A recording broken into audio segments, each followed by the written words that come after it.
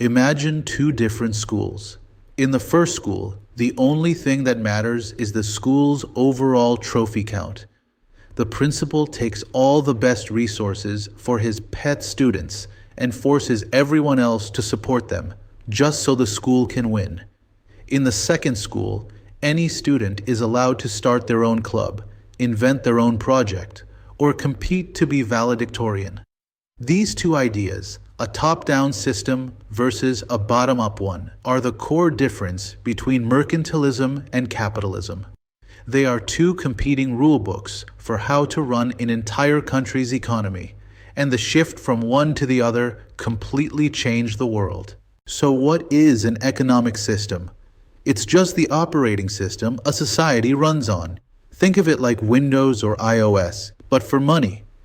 Every society, from ancient Rome to your local town, has to answer three huge basic questions.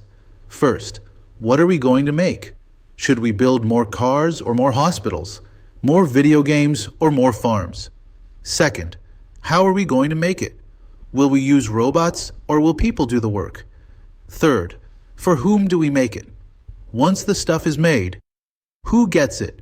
Does the richest person get it? Or does everyone get an equal share? The answers to these questions define your economic system. Let's meet the first system, mercantilism. This was the dominant idea in Europe from the 1500s to the 1700s. This was the age of exploration, big sailing ships, and powerful kings. The entire goal of mercantilism was to make the nation, and by extension the king, as powerful and rich as possible. And how did they measure wealth? It was simple: gold and silver. They believed that wealth was finite. That means they thought there was only a limited, fixed amount of richness in the world. The only way to get more was to take it from someone else. Then, starting in the 1700s, a new idea began to take over, exploding during the Industrial Revolution. This was capitalism. The goal of capitalism isn't about the king's glory. It's about the individual's right to pursue their own profit. The core belief here is the exact opposite of mercantilism. Capitalists believe wealth is infinite. You don't have to take wealth from someone. You can create new wealth. You can invent a new product, start a new service, or build a factory. This was a revolutionary bottom-up way of thinking about money. Let's dig into that core mercantilist belief. They saw the world as a zero-sum game. Think of it like a single pizza. If the world's economy is one pizza and England gets a bigger slice, it must mean that France gets a smaller slice. There was no concept of just baking more pizzas. For them, economics was a game of winners and losers. If you're the king of France, your goal is to figure out how to steal England's slice of the pizza and add it to your own. This pizza was gold, and this belief justified war, conquest, and colonization. Let's dig into that core mercantilist belief. They saw the world as a zero-sum game. Think of it like a single pizza. If the world's economy is one pizza and England gets a bigger slice, it must mean that France gets a smaller slice. There was no concept of just baking more pizzas. For them, economics was a game of winners and losers. If you're the king of France, your goal is to figure out how to steal England's slice of the pizza and add it to your own. This pizza was gold, and this belief justified war, conquest, and colonization. The second major strategy was to control trade.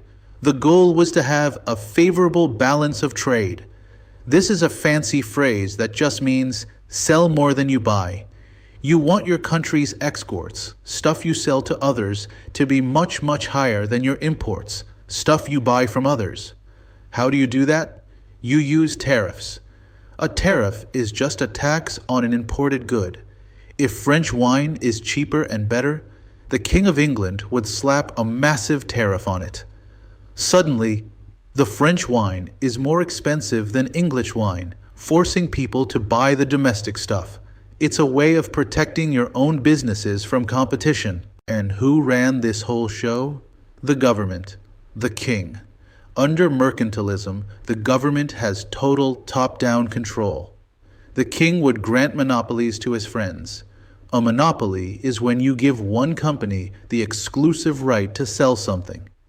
The British East India Company, for example, was given a monopoly on all trade with India. No other British company could compete. This was great for the king's buddies, but terrible for consumers and new entrepreneurs. The government's job was to pick winners and losers. This system was incredibly inefficient. Think about it.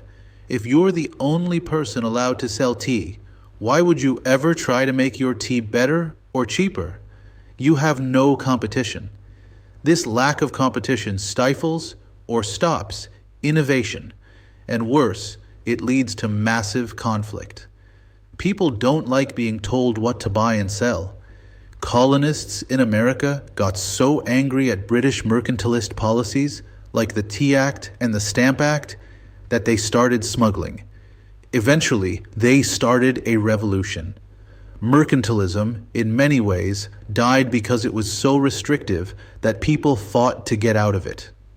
Right as the American Revolution was kicking off, a Scottish philosopher named Adam Smith was publishing one of the most important books in history, The Wealth of Nations.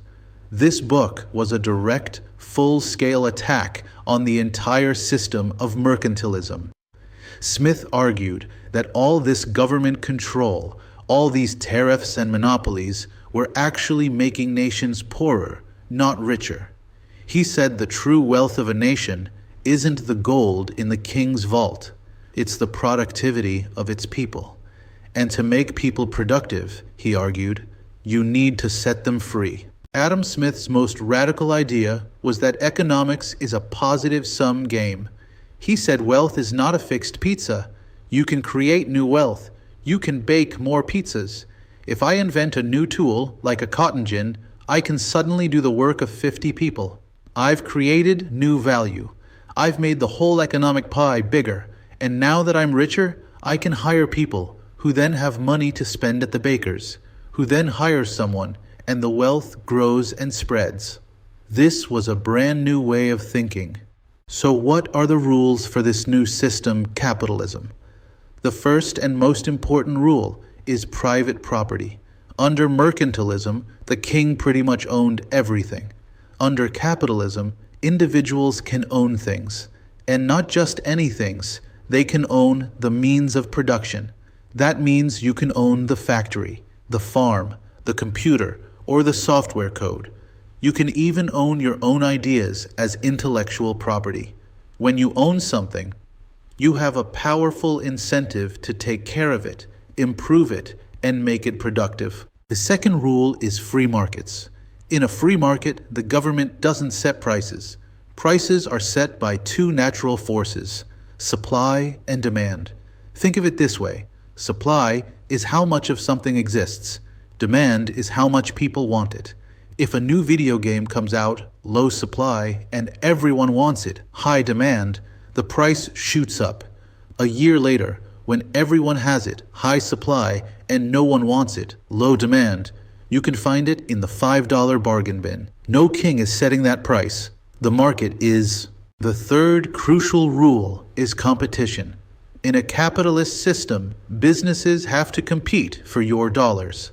Let's say there's only one pizza place in your town, and it sells a greasy $30 pizza. That's a monopoly. But in a free market, someone else will see an opportunity. They'll open a shop across the street selling a better $15 pizza. To survive, the first shop has to lower its price and improve its quality. You, the consumer, win from this competition. Competition is the engine of innovation. So Adam Smith's critics asked, if everyone is just selfishly trying to make money for themselves, won't society collapse into a greedy free-for-all? Smith's answer was brilliant. He said no because of the invisible hand. He said it is not from the benevolence of the butcher, the brewer, or the baker that we expect our dinner, but from their regard to their own interest. The baker doesn't bake bread because he loves you. He bakes bread to make money, but in the act of pursuing his own profit, He unintentionally provides bread for the whole town. It's as if an invisible hand guides selfish interests to produce a positive social good. So what is the government's job in this system? It's very different from mercantilism. The guiding philosophy is laissez-faire, which is French for leave it alone. The government is supposed to be a hands-off referee. Its job is not to pick winners or losers. Its job is to make sure the game is played fairly. It needs to protect your private property so no one can steal your factory and enforce contracts so people have to pay you. But other than that, it's supposed to get out of the way and let the market work. Let's put it all side by side. Mercantilism's goal is national power. Capitalism's goal is individual profit. Mercantilism sees wealth as fixed, a zero-sum game. Capitalism sees wealth as creatable, a positive-sum game. Under mercantilism, the king is the main player, and the government has total control. Under capitalism, the individual is the main player, and the government's role is laissez-faire. One system hoards trade through tariffs.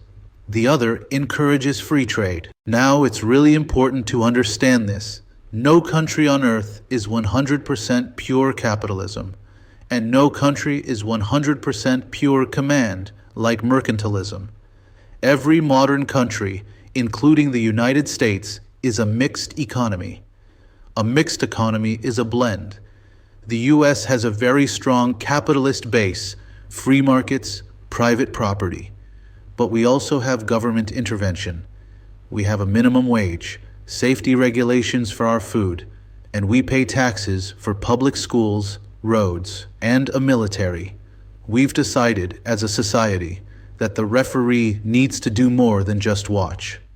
You can still see the ghosts of mercantilism and the reality of capitalism everywhere. When you hear politicians on the news talking about a trade war or imposing tariffs on goods from another country, that is a classic mercantilist idea. They are trying to protect domestic jobs by making foreign goods more expensive. On the flip side, the smartphone in your pocket is a perfect example of capitalism. It was designed in America with parts made in Korea, software from India, and assembly in China. It's a product of global competition, supply chains, and innovation that would be impossible under a mercantilist system. So why does any of this matter to you? Because these two systems are the foundation of our modern world. Mercantilism was the top-down operating system for kings and empires based on hoarding gold. Capitalism was the new bottom-up operating system for entrepreneurs and individuals based on creating new wealth.